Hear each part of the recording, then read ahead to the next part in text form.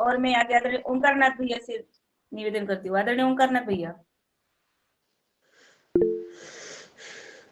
जी आदरणीय पवन कुमार सर। जी धन्यवाद। मैं राकेश गौड़ जी को बहुत बहुत शुभकामनाएं देना चाहता हूं।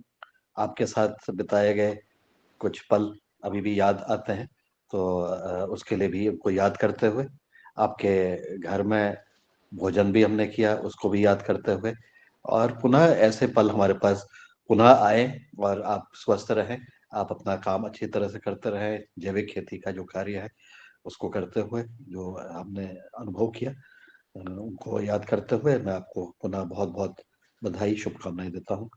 साथ ही डॉक्टर दुबे का कल भी हमने जन्मदिन मनाया था, उनको भी डबल बधाई हो गई है। तो आप सभी को पुनः बहुत बहुत धन्यवाद। नमस्कार। जी ओम जी। और आगे मैं आदरणीय PFC एसपी से हमारे प्रभारी जुड़ रहे, उनको भी सादर निवेदन करती हूँ, अगर मेरी आवाज जा रही है तो। आगे प्रणाली मराठे जी। ओम सदन को सादर वंदन प्रणाम। आदरणीय राकेश भैया जी को जन्मदिन की ढेर सारी शुभकामनाएं। ओम जी धन्यवाद। आदरणीय राजेश्वर कुशवाहा जी। और हमारे आदरणीय राकेश आर्य जी को हम बुलाएंगे। अभी थोड़ा सा उनको आमंत्रित ही कर रही हूँ मैं, तो थोड़ा सा क्षमा चाहती हूँ। आदरणीय रामा त्यागी जी। आदरणीय रमेश चंद्र मेहता। जय हिंद सबको। राकेश जी को बहुत बहुत शुभकामनाएं, और जिनके पिछले दिनों कुछ बर्थडेज निकल गए हैं उनको भी हार्दिक अभिनंदन और शुभकामनाएं मेरी। इसी तरीके से योगा हर में अपने अपने इनपुट्स देते रहिए। बहुत बहुत बधाई। जी जी ओम। धन्यवाद। आदरणीय राकेश गौर जी को उनके लिए हम ईश्वर से प्रार्थना करते हैं कि वो हमेशा चिरायु बने रहे। उनको बहुत बहुत धन्यवाद जी ओम, बधाई। ओम जी दादू ओम जी। धन्यवाद। आदरणीय रामकृपाल पटेल जी। जी बुंदेलखंड मध्य प्रदेश छतरपुर से रामकृपाल पटेल डॉक्टर साहब को एवं गौर जी को बहुत बहुत बधाई, जन्मदिन की शुभकामनाएं। राकेश गौर जी को धन्यवाद। आदरणीय रवि आदित्य जी। योम आदरणीय राकेश जी को जन्मदिन की हार्दिक शुभकामनाएं और बहुत बहुत बधाई। ओम जी ओम। धन्यवाद जी। आदरणीय रिया मालवीय जी, मुकेश मालवीय भैया। जी ओम धन्यवाद भाई। आदरणीय किशोर दुबे जी, आदरणीय राकेश भाई साहब को जन्मदिन की बहुत बहुत शुभकामनाएं, बधाई, ओम प्रणाम। जी ओम जी। धन्यवाद आदरणीय मुकेश भैया। आदरणीय सिंगुरिया जी। सम्मानीय श्री किशोर दुबे जी, हमारे प्रोनस दुबे जी को जन्मदिन की हार्दिक हार्दिक बधाई शुभकामनाएं। श्री राकेश भैया जी को हार्दिक बधाई अनंत शुभकामनाएं। ओम जी ओम। धन्यवाद। और आगे में सुनीता जी, आदरणीय बहन सुनीता जी सबसे पहले जुड़ती है, उनको भी लाती हूँ। जी प्रणाम। राकेश भैया को जन्मदिन के ढेर सारा शुभकामनाएं, और जिनको भी पिछले हुए बर्थडे उनको भी शुभकामनाएं। धन्यवाद। धन्यवाद बहन। जी ओम। आदरणीय राकेश भैया, आप कुछ कहेंगे?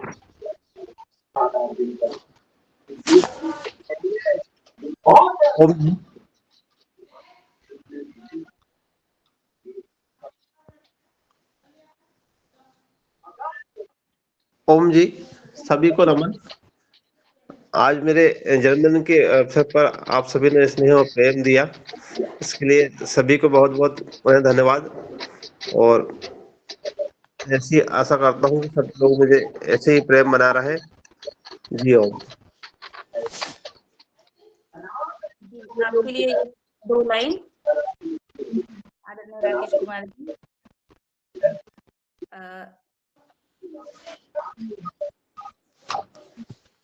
ओम जी आवाज नहीं आ रही क्या?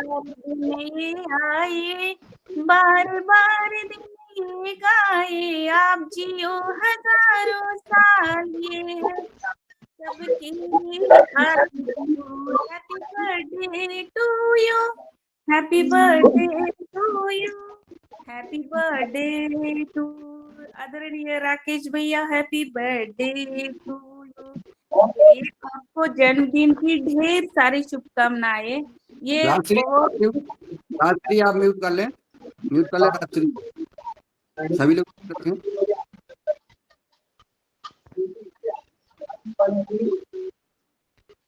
रंजना जी म्यूट कर दें राजश्री को। जी आदरणीय राकेश भैया को जन्मदिन की ढेर सारी शुभकामनाएं हमने दे दी है, और गाने के तौर से और हमारे योगाहार पूरे परिवार ने दी है।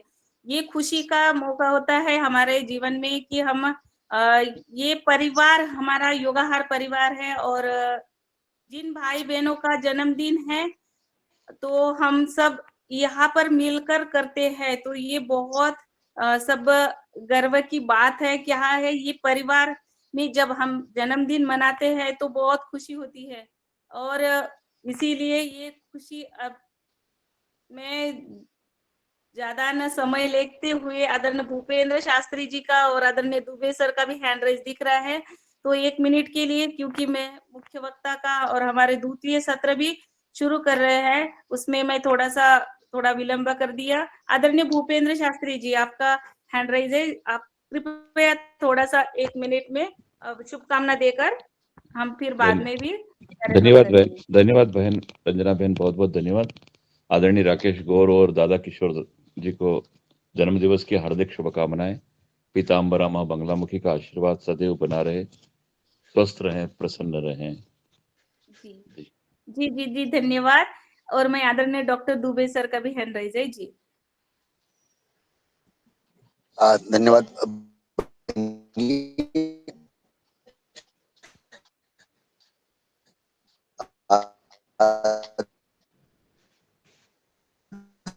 आवाज नहीं आ रही है आपकी।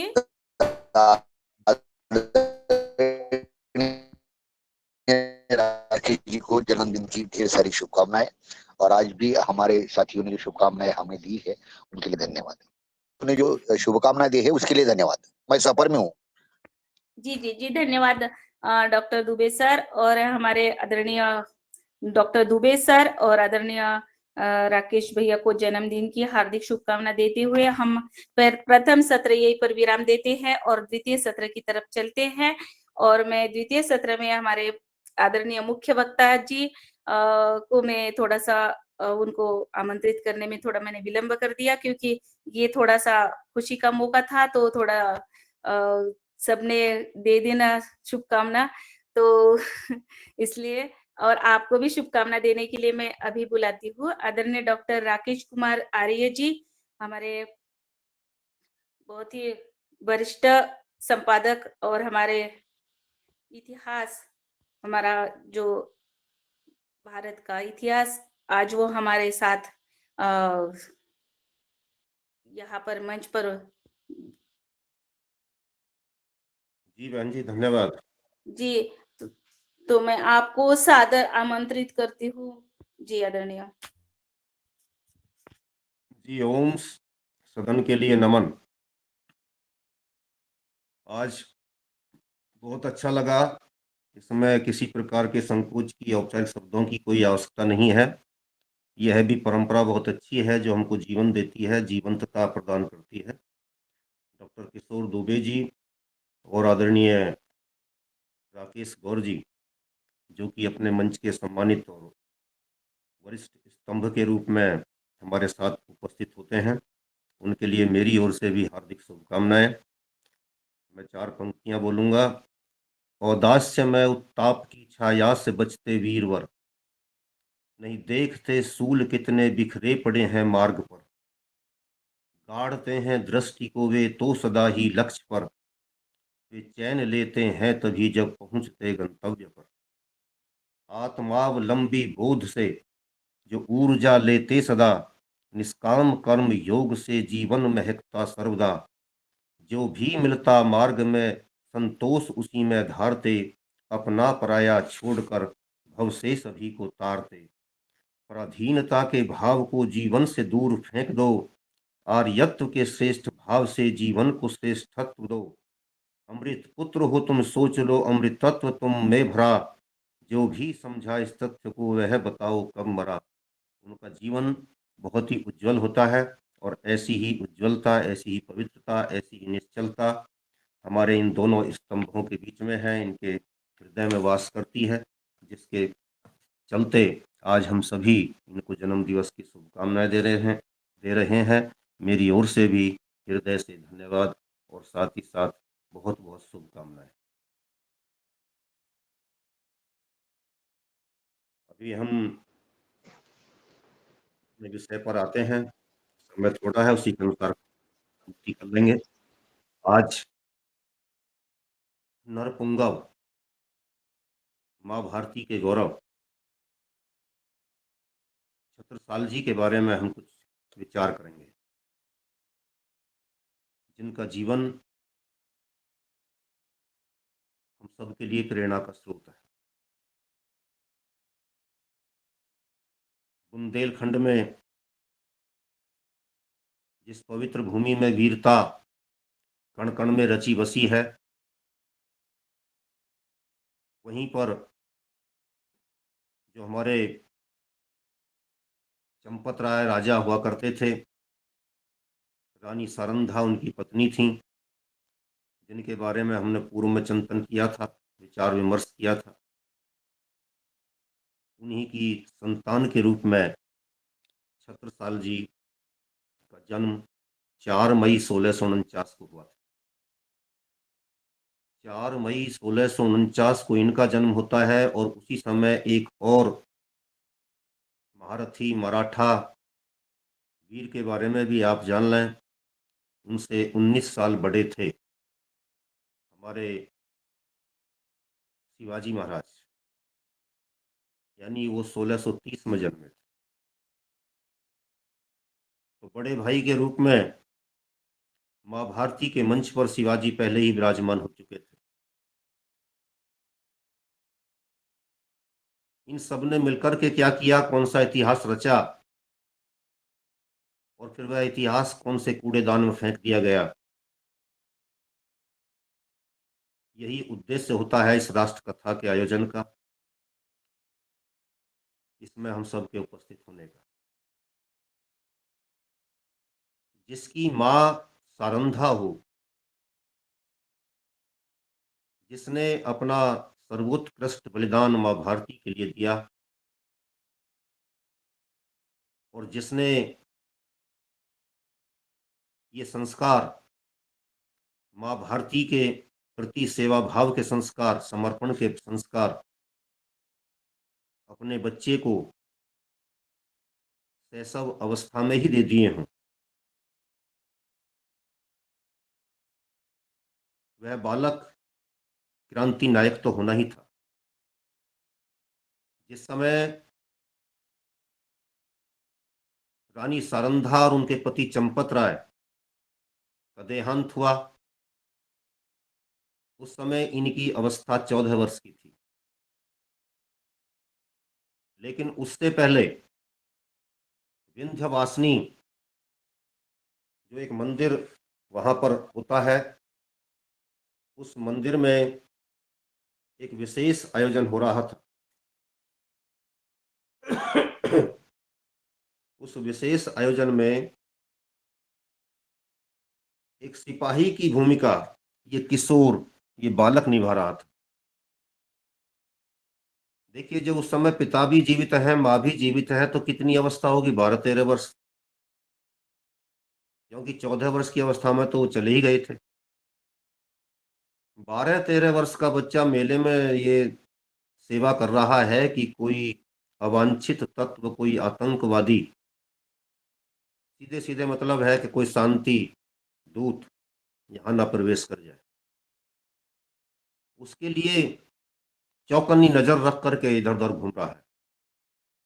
तभी एक व्यक्ति उसे ऐसा दिखाई देता है जो जिसकी एक्टिविटी अच्छी नहीं थी, उन्होंने उससे पूछा कि आपको मंदिर में देवी के दर्शन करने हैं, पूजा करनी है, उधर जाइए। उसने कहा कि नहीं, मैं पूजा करने वाला नहीं हूं, मैं तो मूर्ति भंजक हूं। इतनी सुनकर के ही बालक उसे युद्ध की चुनौती देता है और दोनों के बीच युद्ध आरंभ हो जाता है। बालक छत्रसाल, जिसका वास्तविक नाम शत्रुसाल था, आज अपने शत्रुसाल होने का परिचय देता है। अफरा तफरी मचती है। जब तक पिताजी, जो भीतर पूजा पाठ में व्यस्त थे, महाराजा चंपत राय, वहां तक आते हैं, तब तक वो बच्चा उस आतंकवादी का काम तमाम कर देता है। बच्चों ने भी ये बलिदान देने की परंपरा,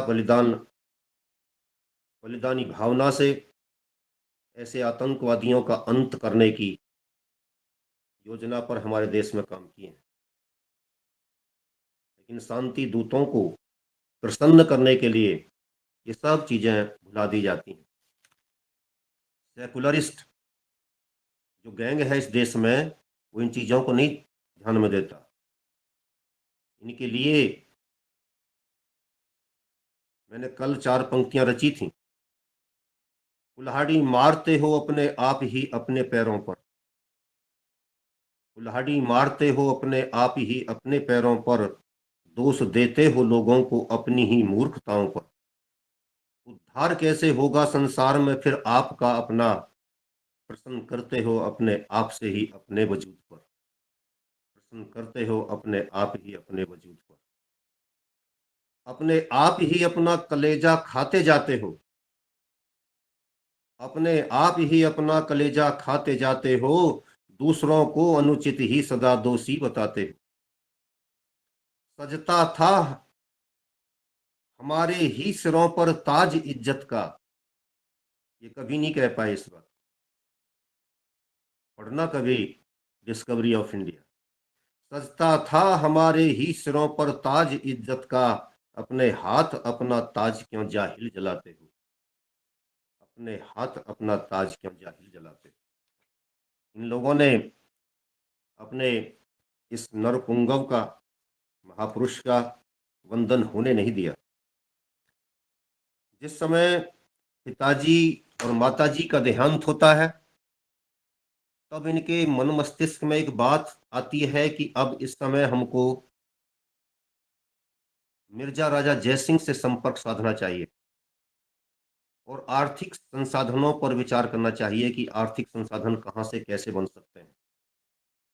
तो अपने भाई अंगद राय और चाचा जाम शाह को लेकर के ये मिर्जा राजा जयसिंह से जाकर के मिलते हैं। मिर्जा राजा जयसिंह इनके बारे में औरंगजेब से बात करता है। ये 1665 की बात है। 15-16 साल का ही बच्चा है उस समय।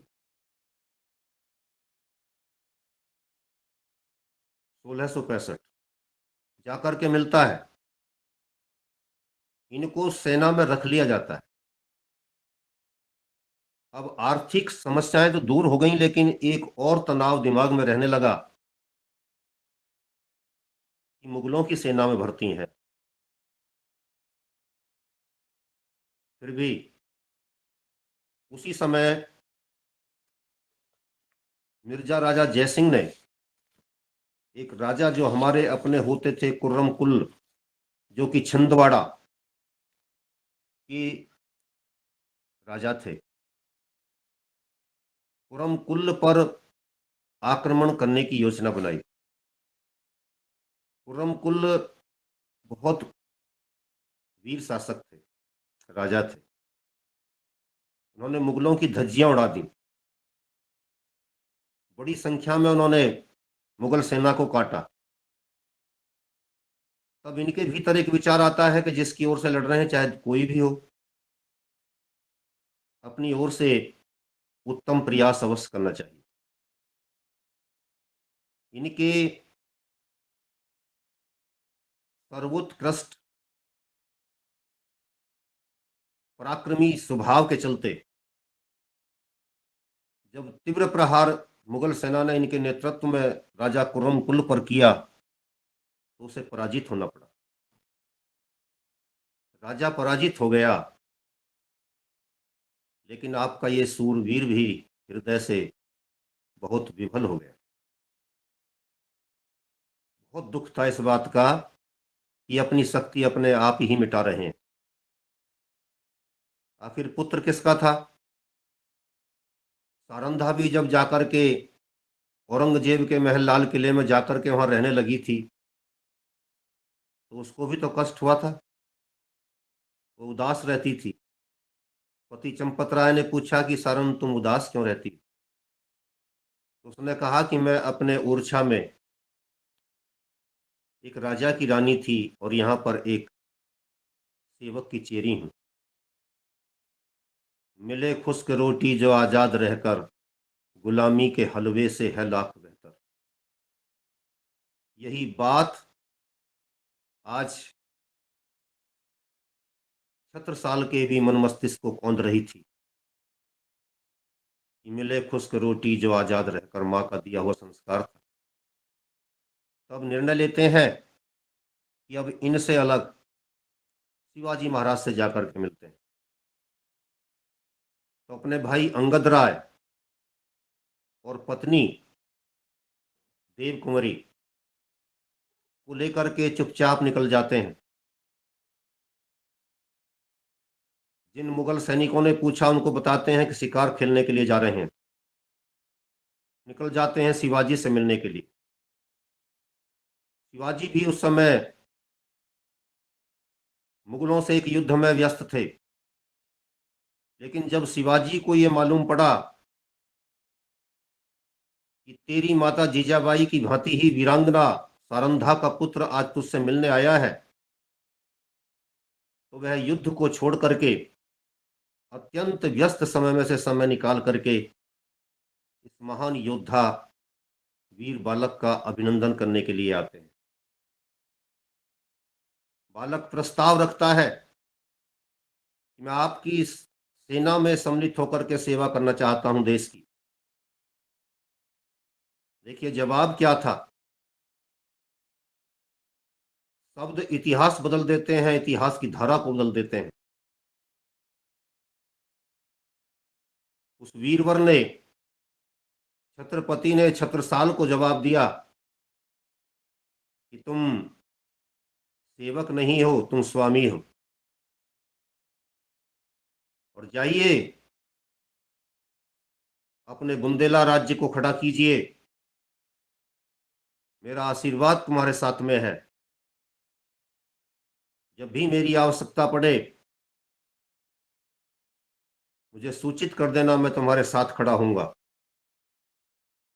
लेकिन स्वामी बनकर रहिए, क्योंकि तुम मां सारंधा की संतान हो। किसी के तलवे चाटने के लिए संसार में नहीं आए हो। तुम्हें बड़ा काम करना है और बड़े काम के लिए बड़ी भूमिका को चयनित करते हुए उधर चले जाओ। छत्रपति शिवाजी कहते हैं कि मैं दक्षिण से इन राक्षसों का अंत करूंगा, तुम मध्य भारत को संभालो। मथुरा में मथुरा वाले लोग, गोकुल चंद जाट वगैरह, ये कुछ बाद में आए, लेकिन क्रांति की योजना उस समय बन चुकी थी। वो वहां काम कर रहे हैं और उधर गुरु गोविंद सिंह जी आदि अपने काम में लगे हुए हैं। अब देखिए क्रांति दूत शिवाजी महाराज ने, छत्रपति शिवाजी ने छत्रसाल को कितना बड़ा संदेश दे दिया। कह दिया कि तुम स्वामी हो जाओ और बस एक ही लक्ष्य बना लो कि ये इन जालिमों को देश से भगाना है, हिंदवी स्वराज्य स्थापित करना है। इतिहास की पड़ताल कीजिए। यदि शिवाजी महाराज साम्राज्यवादी होते तो इसके राज्य को अपने राज्य में मिलाने की बात करते, लेकिन वह राष्ट्रवादी थे, इसलिए उन्होंने ये कहा कि तुम वहां खड़े हो जाओ, मैं यहां खड़ा हूं और उधर गुरुजी खड़े हैं। राज्य की चाह नहीं थी, चाह थी तो एक के राक्षसों का अंत हो, जो गुलाम बनाए हुए हैं इस देश को, उनका अंत। शिवाजी की योजना कितनी महत्वपूर्ण थी, कितनी दूर की थी, कहीं कोई स्वार्थ नहीं था, क्योंकि वह राम की परंपरा के शासक थे। उन्होंने राम को पढ़ा था, रामायण को पढ़ा था। अपने गुरुओं के माध्यम से उन्होंने भारत की राजनीति को, राष्ट्र नीति जो होती है, उसको हृदयंगम किया था, शुक्र नीति सार पढ़ा था। इसलिए उनके मन मस्तिष्क में एक ही बात थी कि यह भूमि आर्यों की है और आर्यों को ही मिलनी चाहिए, इस पर राक्षसों का कोई अस्तित्व नहीं रहना चाहिए। इसलिए उन्होंने हिंदवी स्वराज्य की बात की और वही हिंदवी स्वराज्य का मंत्र आज उन्होंने छत्रसाल को पढ़ा दिया। छत्रसाल ने भी हिंदवी स्वराज्य के समर्थन में काम करना आरंभ किया और मां भारती को दुष्टों, राक्षसों, अत्याचारियों, आतताइयों, आतंकवादियों से मुक्त करने का संकल्प लेकर वह वहां से चलते हैं, लौटते हैं, बुंदेलखंड की भूमि पर आते हैं, महोबा क्षेत्र में। उस समय इसका नाम महेबा था। वहां आते हैं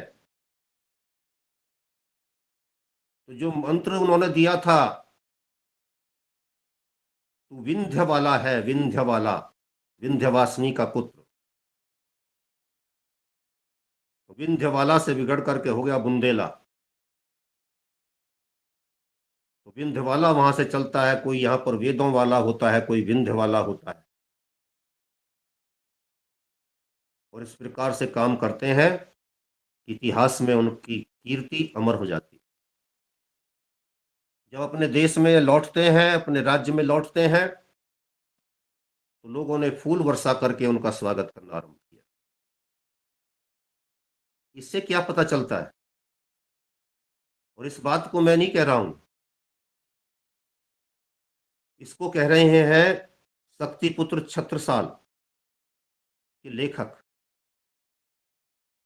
और सोमनाथ त्रिपाठी जी इसके लेखक हैं, पृष्ठ 92 पर लिखते हैं, जब किले के भीतर राजा कुरमकुल से युद्ध हो रहा था उसके बारे में लिखा, इस घटना के बारे में लिखा। समय की मर्यादा का ध्यान रखते हुए जल्दी बात खत्म कर रहा हूं।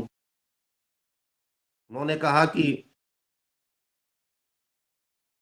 उस समय के लोगों ने अपने राजा के लिए पुष्प वर्षा करनी आरंभ की।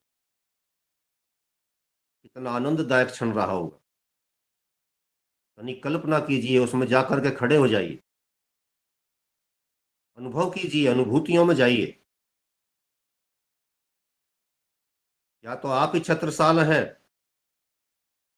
या आप छत्रसाल पर पुष्प वर्षा करने वाले देशभक्त नागरिक हैं। राजा आ रहा है, दोनों की ओर से कौन सी भावना हो सकती है? आपका राजा आपके सामने से निकल रहा है, आपकी भावना है कि हिंदुत्व का गौरव हमारे सामने से गुजर रहा है, हम हिंदुत्व के लिए काम करेंगे, तेरे साथ रह करके, तेरे हाथ में हाथ डाल करके हमको मरना मंजूर होगा, लेकिन तेरा साथ नहीं छोड़ेंगे। और उसकी भी भावना क्या होगी कि आज आपके बीच आया हूं आपका आशीर्वाद लेने के लिए, मां गंगे ने बुलाया है, समझ लीजिए। तो किसी उद्देश्य के लिए आया हूं, और जिस सोच को आप मेरे से, जिस अपेक्षा को आप मेरे से पाल रहे हो, उस पर आपके साथ खड़ा होकर के काम करूंगा। आते हैं, और उसके बाद छत्रसाल, तुम संघर्ष करो, हम तुम्हारे साथ हैं, ये नारे लग रहे थे।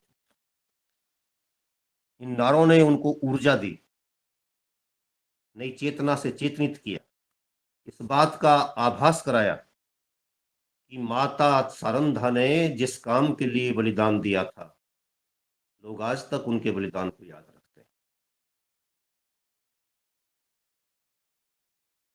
इतिहास ये भी है,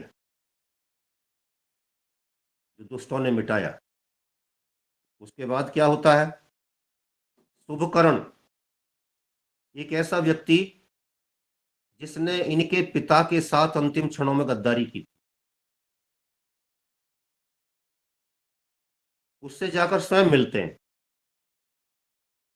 छोड़ो कल की बातें, कल की बात पुरानी। अपने आप बड़ा हृदय करके जाते हैं। वह भी शर्मिंदा होता है, पश्चाताप करता है, दुख व्यक्त करता है। कहने लगा कि सहायता तो नहीं कर पाऊंगा, लेकिन आपके साथ हूं, विरोध भी कहीं नहीं करूंगा, आप काम कीजिए। अपने भाई बलदाऊ, चचेरे भाई, जिनका दूसरा नाम बलदीवान था, उनसे जाकर के मिलते हैं, उनको अपनी योजना बताते हैं। योजना पर काम करने का दोनों संकल्प लेते हैं। बलदीवान ने भरसक प्रयास करते हुए जितनी क्षमताएं थी उसके अनुसार उनका स्वागत किया, अपनी ओर से आर्थिक सहायता प्रदान की, सैन्य सहायता प्रदान करने का वचन दिया।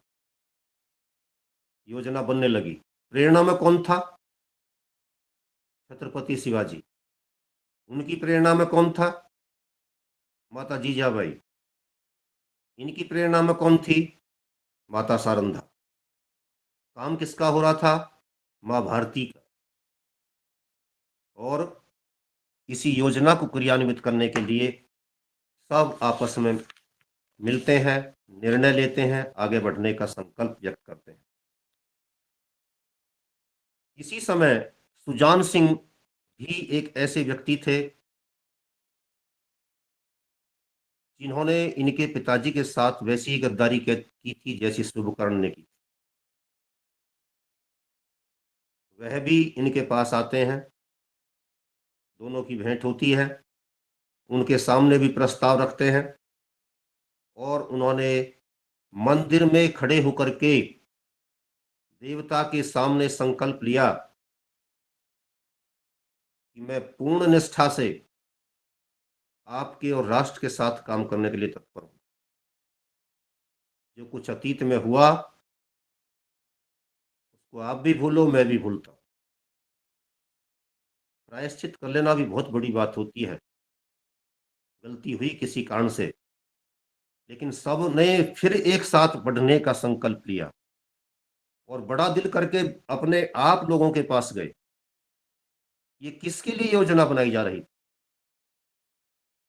जब औरंगजेब को इन सारी घटनाओं की जानकारी होती है कि ऐसी ऐसी बातें हो चुकी हैं और अब नई चुनौती वहां से मिलने जा रही है, तो उसने अपनी ओर से एक नहीं कई सेनापतियों को बड़ी बड़ी सेना लेकर के भेजना आरंभ किया। सबसे पहले फिदाई खान को भेजा, रणदौला को भेजा। इसके अलावा अन्य कुछ इस तरीके के और भी सेनापति रहे जिनको उसने इन पर जाकर के चढ़ाई करने के लिए भेजा। तभी सुजान सिंह और इनकी मित्रता हुई थी। दोनों ने मिलकर के उनकी वो धज्जियां उड़ाई कि मुगल एक बार भी सफल नहीं हो पाए। और यदि ये लड़ाई 1670 से आरंभ हुई थी, तो ये लड़ाई 1673 से गुजरती हुई आगे के युद्धों को समावित करते हुए 1703 तक जाती है। चुनौती के लिए चुनौती बने इन लोगों का इतिहास में गद्दारों ने नाम नहीं आने दिया। यानी कल्पना कीजिए, एक इतना बड़ा अत्याचारी सम्राट दिल्ली पर शासन कर रहा है और उसे एक ऐसा व्यक्ति जिसके पास अपने लिए रोटियों के लाले थे, निरंतर 33 वर्ष या 30 वर्ष चुनौती देता रहता है। ये थोड़ी बात नहीं थी। छत्रपति शिवाजी और उनके लोगों से प्रतिशोध लेने के लिए या उनकी चुनौती का सामना करने के लिए औरंगजेब को दिल्ली के लाल किले के महल छोड़ने पड़े, त्यागने पड़े। और जो अपने आप को शहंशाह हिंद कहता था, वो कैंपों में रह करके, शिविरों में रह करके टाइम काटता, राजधानी में रह करके कभी आनंद नहीं ले पाए। निरंतर 25 वर्ष वहां चुनौती मिली। हमारे पिताजी बताया करते थे, उन्होंने भी पढ़ा था कहीं पर और हमने भी पढ़ा फिर, कि जो आम इधर से उत्तर भारत से मराठा सैनिकों के लिए गए थे, उन्होंने वो उनकी गुठलियां फेंकी और वो दरखत बन गए और फिर उन पर नए फल आ गए थे। इतनी देर तक लड़ाई चलती रही। वो आज के कलमी आम नहीं थे, उन पर उस समय 12-14 साल में ही जाकर के फल लगता था। इतनी देर तक भारतीयों ने देश की अस्मिता की रक्षा के लिए संकल्प लिया, युद्ध किया, और उससे अधिक अकेले छत्रसाल ने राक्षसों का अंत करने का संकल्प लिया और कार्य किया। हर बार जो भी आतंकवादी नई सेना लेकर के आता था, उसका सामना करते थे, पराजित करते थे, भगाते थे। तब 1703 में क्या घटना घटित होती है? 1703 में जाकर के औरंगजेब ने इनको शासक स्वीकार किया। और ये थोड़ी बात नहीं थी, ये बहुत बड़ी घटना। 1703 के बाद 1707 में तो औरंगजेब मर ही गया। यानी उसकी पूरी जवानी पानी गर्म करो ला दे। भैया म्यूट कर आदरणीय भाई साहब म्यूट कर लीजिएगा। समाप्त करा दी थी। हेलो, इसको इन्होंने अपने आप को समर्पित किया और औरंगजेब की सारी योजनाओं पर पानी फेर दिया। तब उसको इन्हें राजा स्वीकार करना पड़ा। 1731 तक ये निरंतर शासन करते रहे और उसके बाद भी जो राक्षस हमारे देश की अस्मिता के साथ खिलवाड़ कर रहे थे, उनका सामना करते रहे। 1731 के 7 साल बाद, 6 साल बाद 1737 में मार्च के महीने में वो घड़ी आई कि इन जैसे महापुरुषों के कारण, इन जैसे पराक्रमी योद्धाओं के कारण मुगलों का पराक्रम अस्त हो गया, सूर्यास्त हो गया। अपने इस वीरवर को, अपने इस महापुरुष को हम विनम्र श्रद्धांजलि अर्पित करते हैं और साथ ही जिन लोगों ने इनके साथ इतिहास में अन्याय किया है, उनके उस अन्याय की भर्त्सना भी करते हैं। अंग्रेजों के अत्याचारों के चाटुकारों ने, अत्याचारों के चाटुकार उसकी तालवे चाटते रहे। इसी प्रकार से जो मुगलों ने अत्याचार किए, उनके लिए नेहरू जी जैसे लोग डिस्कवरी ऑफ इंडिया नहीं बल्कि डॉक्ट्रिन, नेहरू डॉक्ट्रिन में उनके गुणगान करते रहे। इन्हीं सारी चीजों को समावित करते हुए हमने जो भारत के शौर्य की गौरव गाथा, मुगल काल के भूले बिसरे हिंदू योद्धा पुस्तक लिखी है, उसमें इस महापुरुष को इस रूप में स्थान दिया है। कई ग्रंथों को इसमें आधार बनाया गया है प्रमाण के रूप में। अपने योद्धाओं के प्रति नमन करते हुए समय हो चुका है, मैं वाणी को विराम देता हूँ। ओम शांति।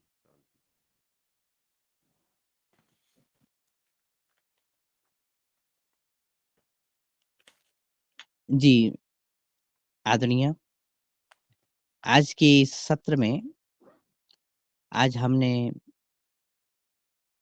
छत्रसाल जी के बारे में सुना और उस परिस्थिति के बारे में समझा, जाना कि जब एक राष्ट्र प्रेमी आर्थिक संकटों से भी गुजरता है, लेकिन मन में वो बीज मंत्र रहता है कि हाँ, हमने करना क्या है, हमारा जन्म क्यों हुआ है। ऐसे ही भारत के पराक्रमी और शौर्य के प्रति नरपुंगव छत्रसाल जी के बारे में आप सभी के मध्य आदरणीय डॉक्टर आर्य जी के द्वारा ये संस्मरण रखा गया है। देश का गौरवशाली इतिहास इस तरह से आगे बढ़ रहा है।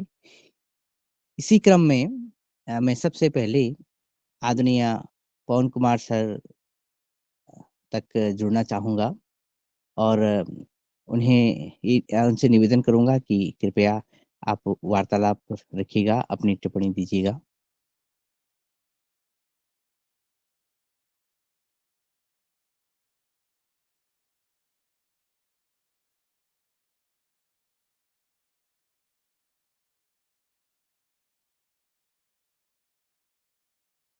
संभवतः वहाँ तक मेरी आवाज़ नहीं पहुँच रही है और मैं इस क्रम में आदरणीय सदस्यों से निवेदन करूँगा कि आपको भारत के शौर्य के प्रतीक और प्रेरणा छत्रसाल के बारे में कुछ इच्छा जागृत हुई हो और आप कुछ बात साझा करना चाहते हो या कुछ उत्कंठा, कुछ उत्सुकता आपके पास हो, तो कृपया हैंड रेज़ करिएगा ताकि हमें आसानी हो आप तक पहुँचने की।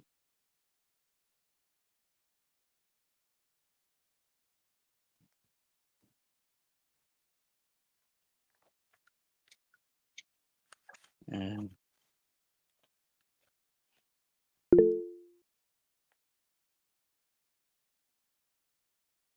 आदरणीय प्रणीता साकरे दीदी जी, आपका हैंड रेज़ है। कृपया आप बात रखिएगा। आदरणीय आदरणीय भाई साहब जी को भाई साहब जी को बहुत बहुत ये आवाज़ जो है ये डबल आ आवाज़ रही है। डबल आ रही है। हेलो? हेलो? जी, जी, अब बोलिएगा आप।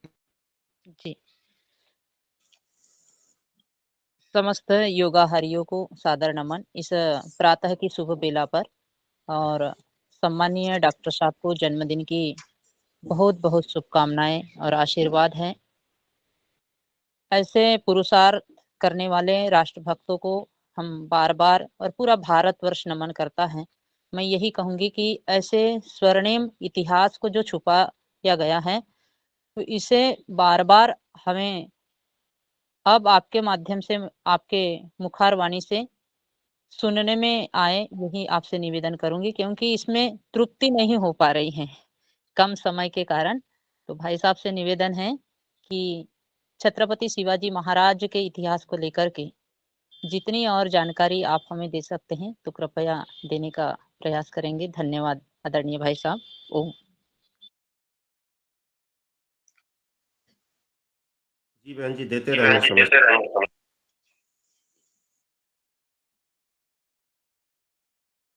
जी, और इसी क्रम में संभवतः आदरणीय भानुदास राव जी का माइक खुला है, वो कुछ कहना चाहें? मैं बोलना चाहता हूँ। जी, स्वागत है। सभी सदन को नमन और छत्रपति शिवाजी महाराज के बारे में भाई साहब ने इतनी बड़ी अच्छी इतिहास उनका रखा है, उनके वास्ते भाई साहब को मैं हृदयपूर्वक नमन करता हूँ। जो इतिहास हमें मालूम नहीं था, वही इतिहास भाई साहब ने हमें बताया और छत्रपति शिवाजी महाराज इतने महान थे कि सबके हृदय में उनका स्थान है। और हम तो हमारे हृदय में हमेशा छत्रपति शिवाजी महाराज को रखते हैं और हमारी मालूमात ये जो हमें मालूम नहीं थी वो मालूमात आपने दिए, उनके वास्ते आपका बहुत बहुत धन्यवाद मैं करता हूँ और सभी सदन को नमन करता हूँ और आपको हृदयपूर्वक हर बात नमन करता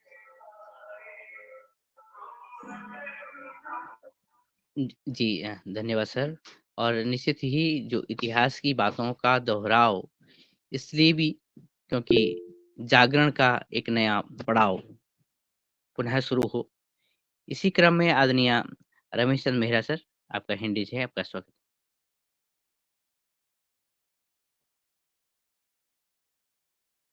आदरणीय मैं निवेदन करता हूँ आदरणीय पवन कुमार सर।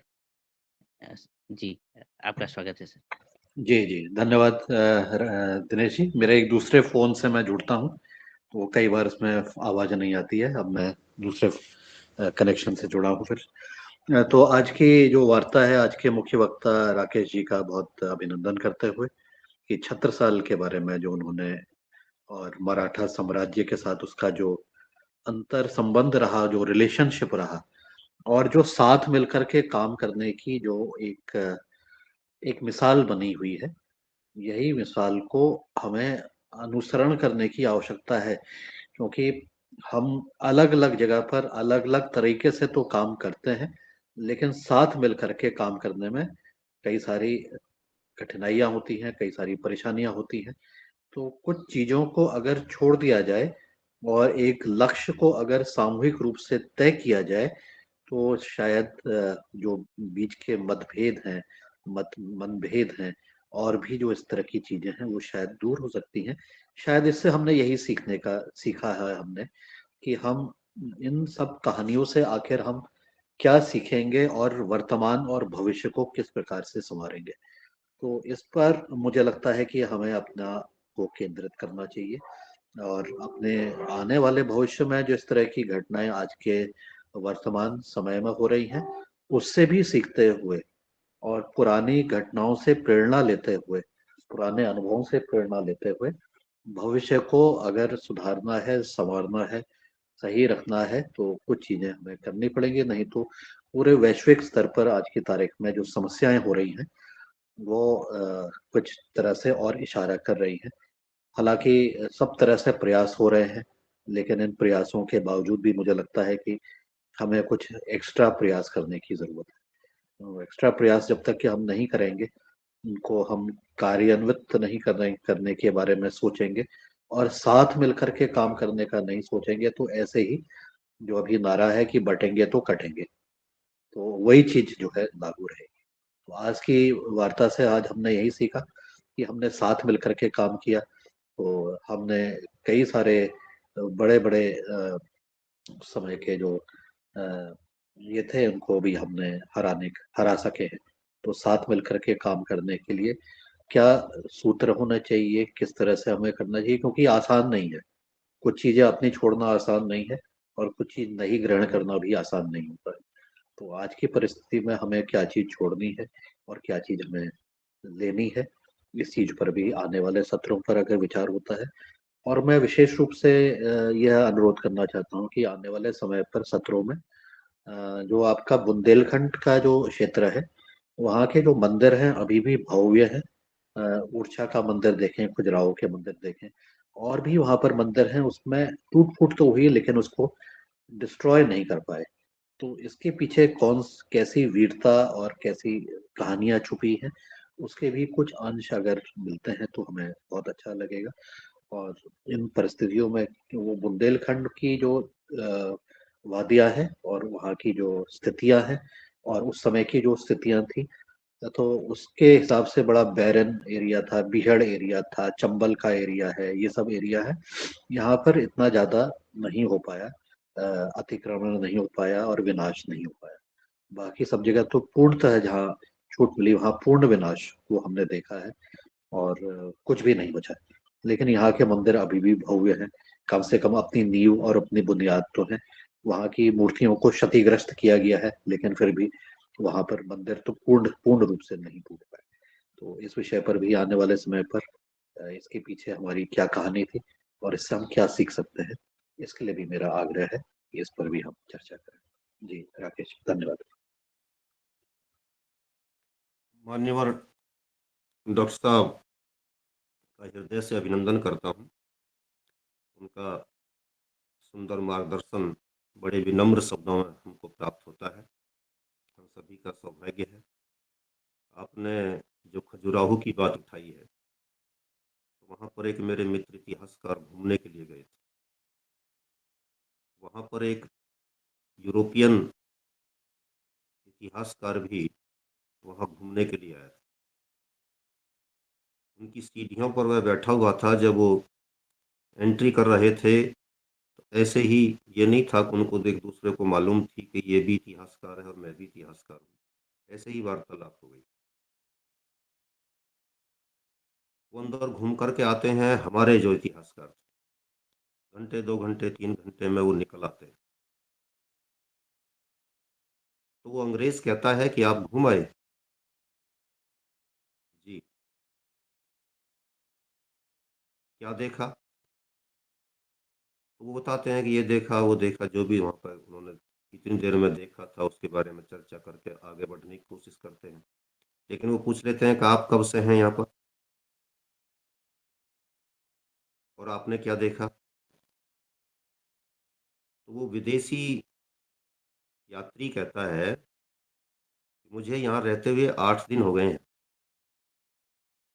और अभी मैं केवल इसकी गैलरी को देख पाया। यदि मेरी स्पीड यही रही तो मुझे इसे देखने में 1 महीना लगेगा। तो देखने के लिए भी कौन-सी अंतर्दृष्टि की आवश्यकता है?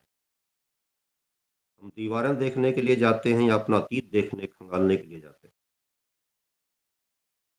हम अपने अतीत के गौरव की समीक्षा करने के लिए वहाँ पहुँचते हैं या केवल एक बस ये मित्रों पर रौब झाड़ने के लिए जाते हैं कि मैंने अमुक स्थान भी देखा। दिल्ली के लाल किले को मैं निहार रहा था स्वयं। तो आपने देखा होगा अक्सर पुराने घरों पर जो पहली पुताई होती है, वो तो दीवार में चिपक जाती है। लेकिन उसके बाद की जो पुताई होती है, उसकी एक लेयर बनती चली जाती है। तो लाल किले की दीवारों पर से लेयर उतर रही थी। मैंने स्वयं देखा। और उसके नीचे की जो पहले वाली पुताई थी, जिस पर हिंदू राजाओं की नक्काशी हो रही थी, चित्रावली बनी हुई थी, वो स्पष्ट दिखाई दे रही थी। मैंने उसका फोटो लिया था। देखना ये भी होता है। तो आपकी अंतर्दृष्टि को मैं नमन करता हूँ और इस पर इसी प्रकार से हमें काम करने की आवश्यकता है। आपका हार्दिक धन्यवाद।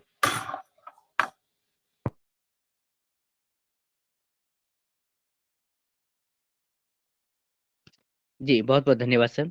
वास्तव में जब हम कहीं जा रहे होते हैं तो अपने साथ एक समूचे संसार का भ्रमण कर रहे होते हैं और कौन क्या देखता है, वो निर्भर करता है उनकी अंतःकरण का जो रिलेशन होता है और जो जिस विचार से, जिस सोच से आगे बढ़ता है, उसको वो दृष्टि दिखती है।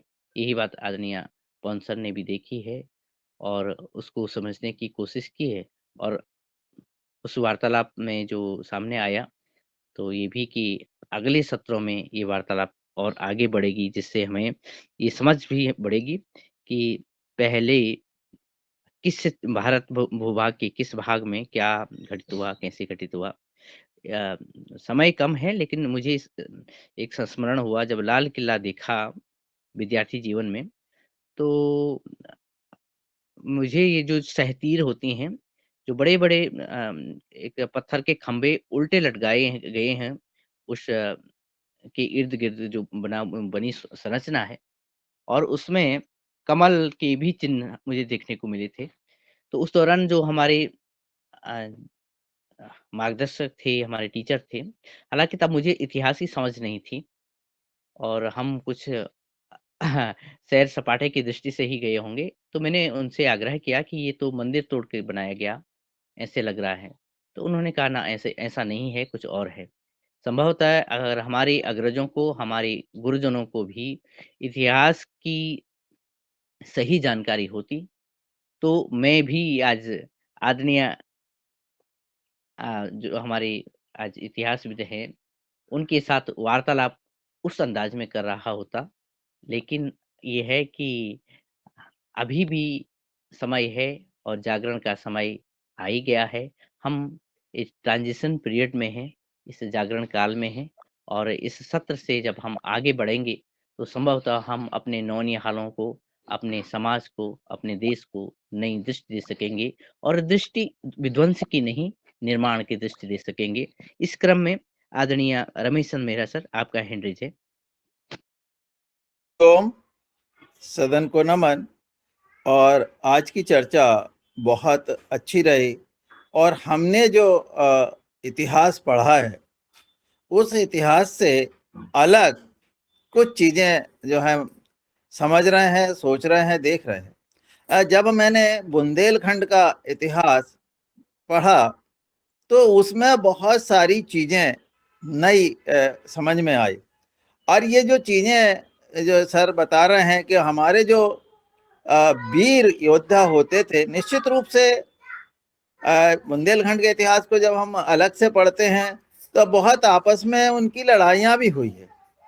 और क्योंकि बहुत छोटे छोटे क्षेत्र होते थे और उन लड़ाइयों में उनके नाते रिश्तेदार भी होते थे, तो इसलिए एक दूसरे के प्रति वो भाव रहते थे। परंतु जो बात अभी निकल के आई कि जब छत्रसाल जी उनके पास भी जाते हैं जिन्होंने उनके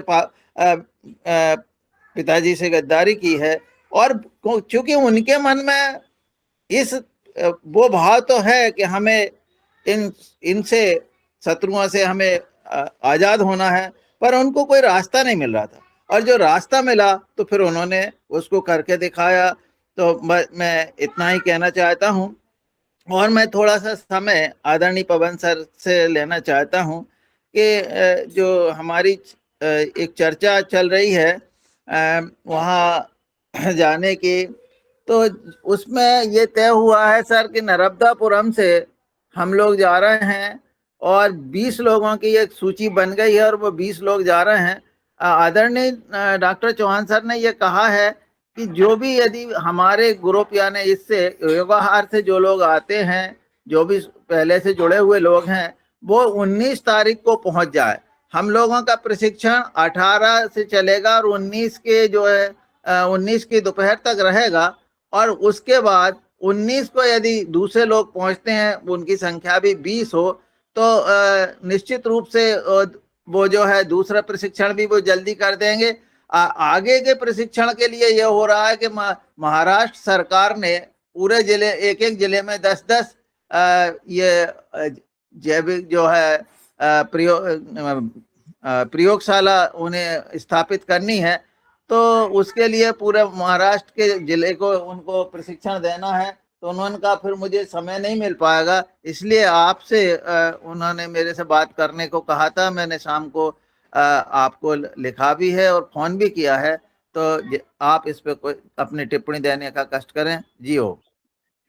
जी मेरा जी, मैं आज आपको साथ बातचीत कर लूंगा। मैंने मैसेज लेट पढ़ा, बल्कि आज मैंने सवेरे ही पढ़ा आपका मैसेज।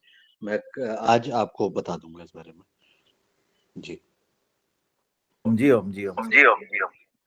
जी जी, धन्यवाद सर। और इसी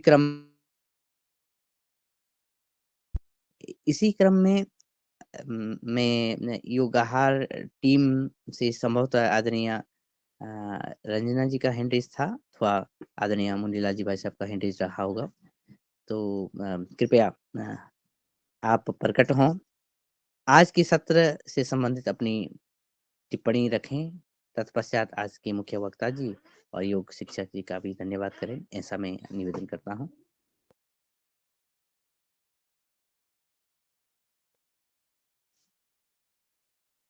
जी संभवतः मेरी आवाज अब तक नहीं पहुंच पा रही है। और प्रणाली बहन जी का हैंड रेज़ है। जी जी जी आदरणीय, धन्यवाद। आदरणीय प्रणाली दीदी जी, आप अपनी बात रखिएगा, आपका स्वागत है।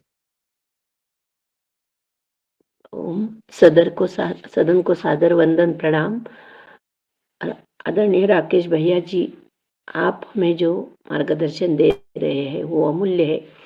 और शिवाजी के बारे में, जिनका स्थान हमारे हृदय सिंहासन पर सदाई विराजमान है, जिनको हम परमेश्वर स्वरूप मानते हैं, ऐसे हमारे महाराष्ट्र के प्रेरणा स्रोत शिवाजी महाराज, उनका कार्य दिव्य है।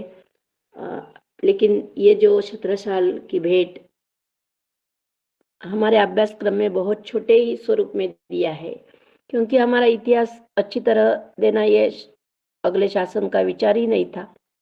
लेकिन मुझे बहुत खुशी हो रही है कि मैं भी एक कक्षा को शिवाजी का इतिहास ही सिखा रही हूँ, तो हमें हमारी भी शिक्षा हो रही है आपके माध्यम से। ये हमारा भाग्य है। ओम प्रणाम। बहन जी जी बहुत धन्यवाद। जी आदरणीय। बहुत अच्छा विचार आपका है। मेरा निवेदन बहुत विनम्रता के साथ बस हम सभी से है, आप सभी से, कि हम किसी भी महापुरुष को किसी क्षेत्र विशेष का ना माने। वो माँ भारती के सच्चे सपूत हैं, इसलिए उनको हमारी भारत माता का सपूत कह करके ही संबोधित करें तो अच्छा है। महाराष्ट्र के नहीं, हमारे संपूर्ण भारतवर्ष के, आर्य राष्ट्र के, भारत राष्ट्र के आपका विचार को मैं नमन करता हूँ। धन्यवाद। जी धन्यवाद आदरणीय। वास्तव में जो महाराष्ट्र की परिकल्पना और ये महाराष्ट्र का महानाम है, ये हमारे जो भारत भूमि है उसी के लिए समर्पित है।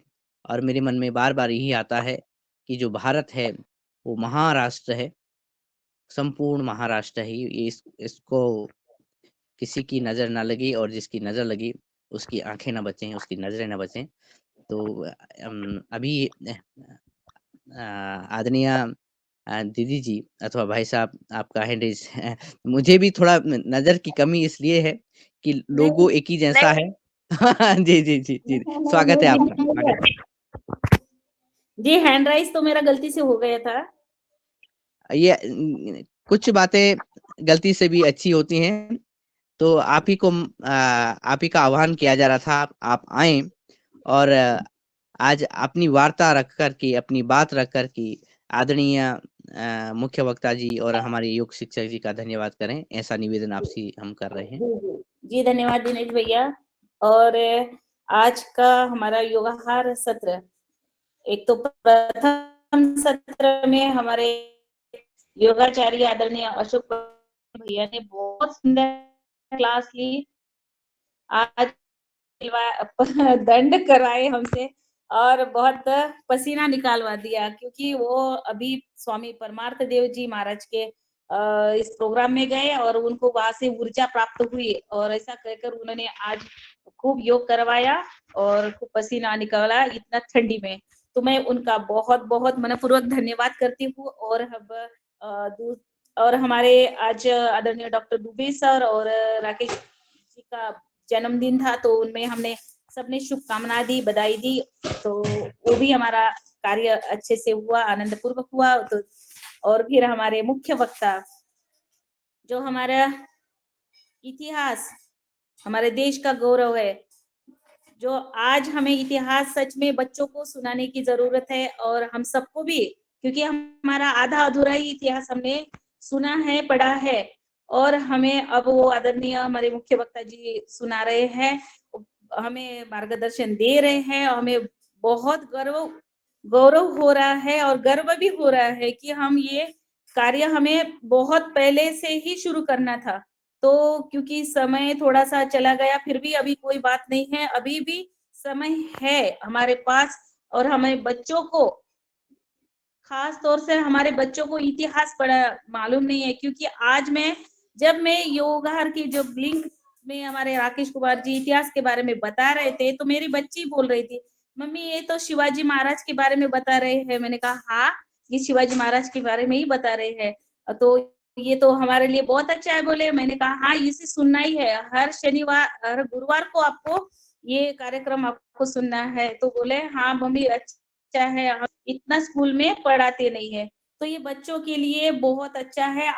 आज हम देखते हैं सांस्कृतिक कार्यक्रम बच्चों के लिए स्कूल में आज गैदरिंग के दौर पर प्रोग्राम बहुत अच्छे डांस वगैरह ये बैठाते हैं, तो मुझे लगता है कि बच्चों को ये इतिहास जानने की जरूरत है। क्या थे हमारे धरोहर, क्या झांसी की रानी थी, क्या थे हमारे जो फांसी पर चढ़े, ये इनको सबको आज बच्चों को सुनाना चाहिए, देखना चाहिए। ऐसे ही प्रोग्राम अगर स्कूलों में हो जाए तो बच्चों के मन में एक नई आशा, नई किरण और ये देश का भविष्य उनको उनके आंखों में दिखाई देगा, हमें ऐसे लगता है। और मैं यहीं पर अपने अपना बात को वक्तृत्व को विराम देती हूँ, क्योंकि अब समय हो गया है। और मैं बहुत बहुत हम सबको मैं भाग्यशाली समझती हूँ कि हमारे इस प्रोग्राम में आदरणीय हमारे राकेश भैया जी आ रहे हैं और हमें सदन में मार्गदर्शन दे रहे हैं। तो उनका बहुत बहुत मनपूर्वक धन्यवाद और मैं आभार व्यक्त करती हूँ कि हमारे साथ सभी उपस्थित मान्यवर सब 5:30 बजे से जुड़े हैं। अब हमारे 8:05 हो चुके हैं। तो यहीं पर हम कार्यक्रम को विराम देते हैं और बहुत बहुत धन्यवाद, बहुत बहुत मनपूर्वक धन्यवाद, आभार और जय हिंद, जय महाराष्ट्र, जय भारत।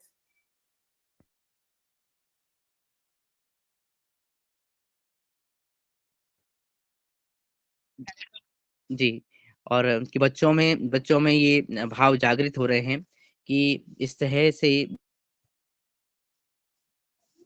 पाठ्य पुस्तक में भी उन्होंने देखा होगा और उसको जब हम सुनते हैं के साथ और रुचि के साथ बताया जाता है, तो बच्चों को और अच्छे समझ में आता है। तो आने वाले समय में बच्चे भी इस कार्यक्रम से जुड़ें, ये प्रयास रहेगा। बहुत-बहुत धन्यवाद। और एक प्रश्न भी इसमें आया है कि आदरणीय जी का